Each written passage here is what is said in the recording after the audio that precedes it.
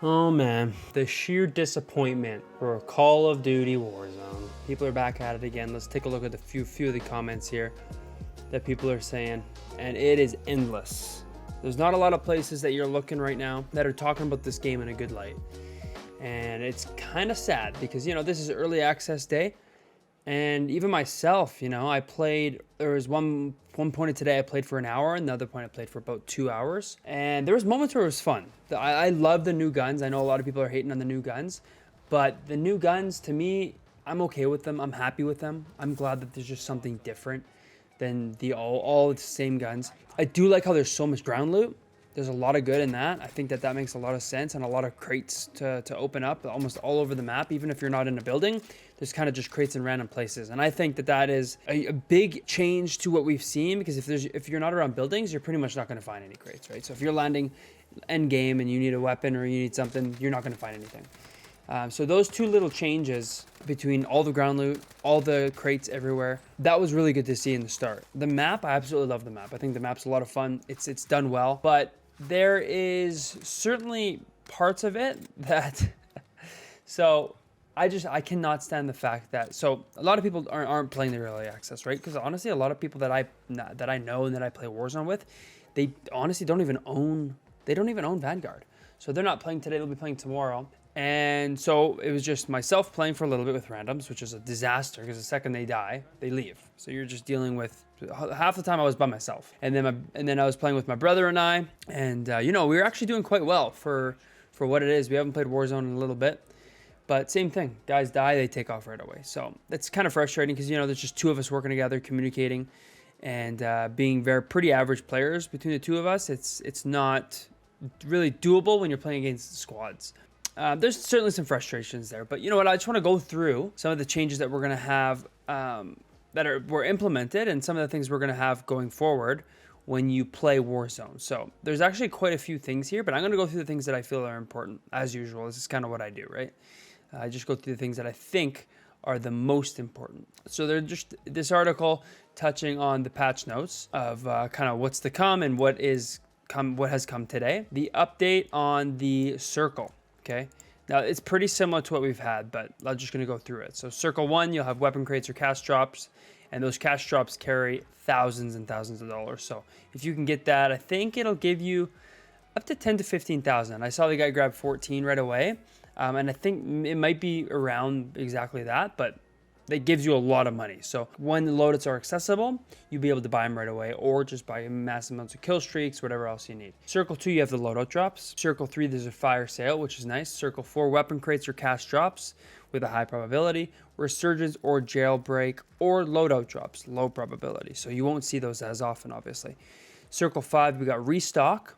Circle 6, you got loadout drops. Circle 7 and 8, public events conclude. You're on your own. Loadout markers will be available. I talked about this in the past video, but loadout markers will be available for purchase after the loadout drop public event. A lot of people are pretty annoyed about that. I didn't think it was a big deal in the start until I had the money to buy one, and there was only 2 of us, and we knew we were against squads, and I couldn't buy one. So that was irritating. So I can see that we were talking about it, and this could be something that could change for sure. UAVs will not be available from buy stations in this mode, but can be acquired as contract rewards. The team at Raven have used their learnings and findings from the past 2 years of Warzone development to refine the circle speeds to better reflect the size and topography of the Caldera, with slower circle closing speeds, but a faster time between circles to give players more time to traverse the peak. Yeah, definitely noticed that. So that's actually kind of nice. I'd like to change to the circle there.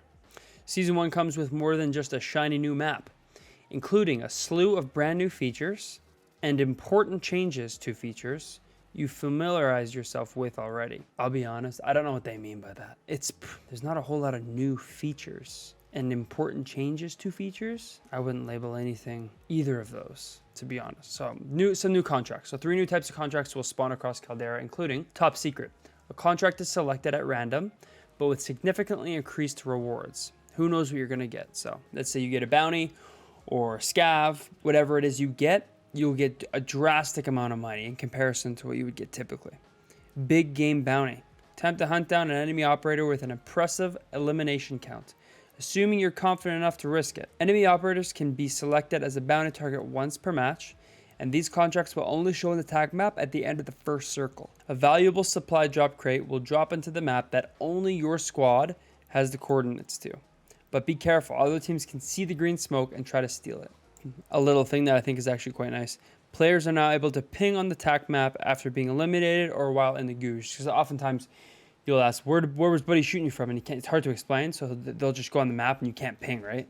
When you're dead. But now you can, so that's super helpful. UAVs now cost $6,000, up from $4,000 when available. So UAVs are pretty crucial in any battle royale, but especially in Warzone. So I find that this is totally acceptable, $6,000, because when you get one in the past, it's so easy to spam. So this will kind of stop that a little bit. I mean, I think that people are still going to spam them like crazy, but this will probably prevent that a tiny bit from happening, because $6, $12, $18,000 for 3, opposed to 4, 8, 12,000, that's a big jump. So this is a change that, if you didn't know, is definitely important to know. These can only be, this is for the loadout drop markers. These can only be purchased at buy stations after the first free loadout drop public event has taken place. So that's one thing. We'll see what happens with that. That's an easy change, I feel like, if they wanted to change it back, but we'll see if they change that back. Dead Silence. This field upgrade will now refresh on the first kill only, with reduced drop rates found in loot. We will continue to monitor the strength of this field upgrade over the season. So a few changes to damage going forward here. 3 hits to achieve melee finisher damage. The Claymore damage increased to 200, up from 100. The Frag Grenade damage increased to 112 over 25, up from 70 to 140. So that being the least amount of damage when it's touching him. I believe that's how it works. If that's not how it works, feel free to correct me. So the least amount of damage that if you're getting hit by a grenade will be 112. The most amount would be 225, up from, quite a difference, from 70 to 140. The Molotov cocktail damage per tick increased to 21, 36, and 43 damage, up from 15, 25 to 30. I mean, you're on fire. It should be a little bit more, which is fine. Duration increased to 12.5 seconds, up from 6.5 seconds.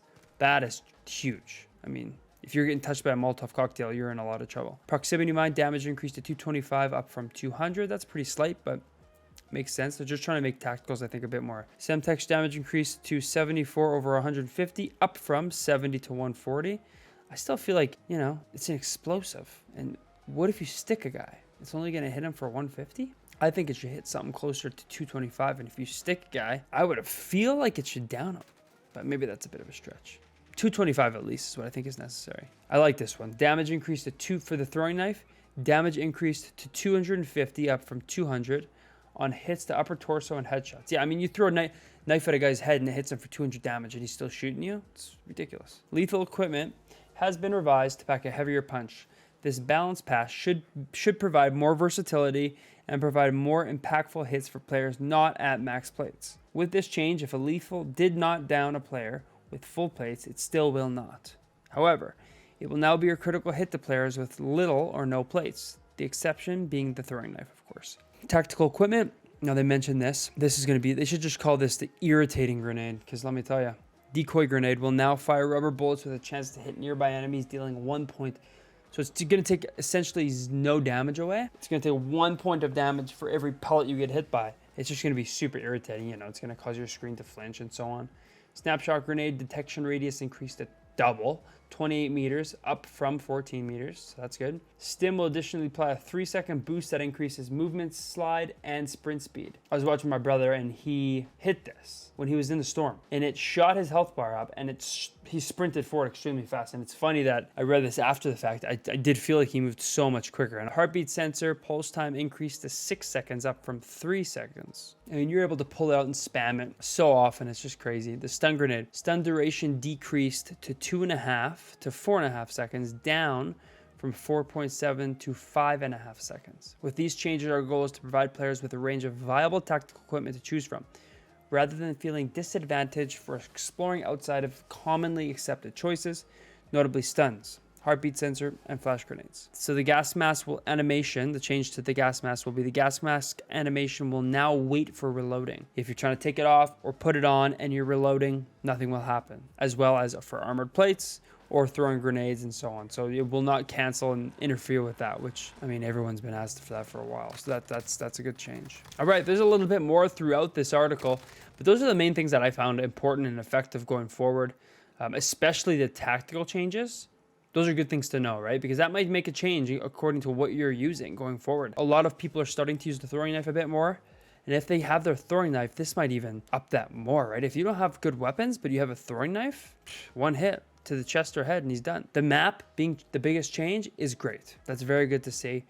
But I think there's parts of the game that people were hoping would be revamped and they weren't. So yeah, I'll be playing the game a lot and covering it and posting videos covering the top news and the changes and the patch notes and so on. But I appreciate you guys taking the time to watch today's video, and we will catch you in the next one. Take care.